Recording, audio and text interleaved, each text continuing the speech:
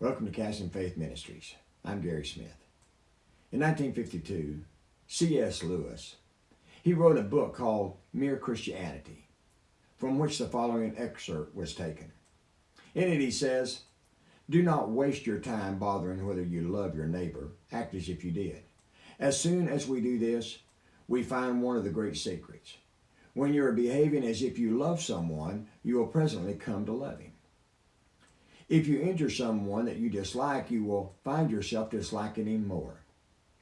If you do him a good turn, you will find yourself disliking him less." That's a great thought.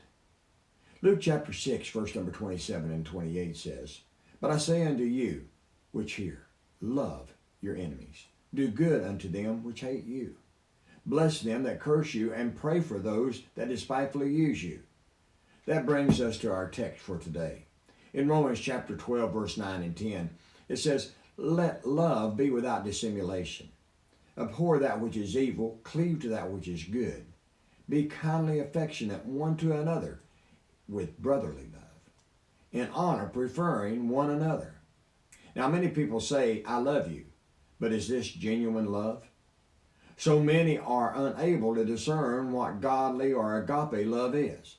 They speak the words of love, but their actions prove that they're only faking how they really feel.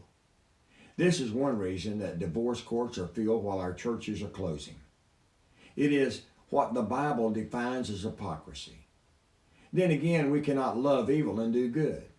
This is the reason that Jesus said to us, "If you love me, keep my commandments." If we don't walk with him, we don't love him.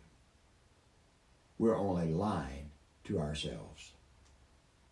We can sing the song, "Oh, how I love Jesus," while stimulating those emotions that produce tears and make us feel good, but is that agape love? Well, I think not. Actors and actresses do this all the time. What really counts is our walk with Jesus. We must cleave to him. We must cleave to Christ as though we are joined to him at the hip. Or like a little child clings to your leg when you walk through the door after you've been gone for a month. See, Christ desires us to live as though we love him. This is the reason that we walk with him.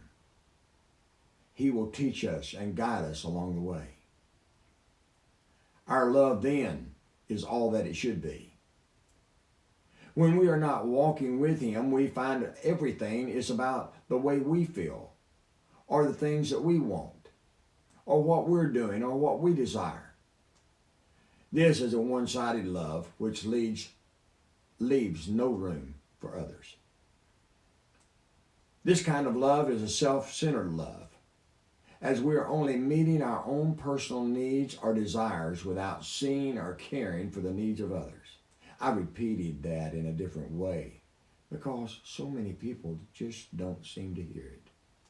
I will paraphrase where Paul speaks to us in Romans chapter 12 and verse number 10, where he says, we are to be kindly affectionate, loving others as though they are our flesh and blood brothers or sisters.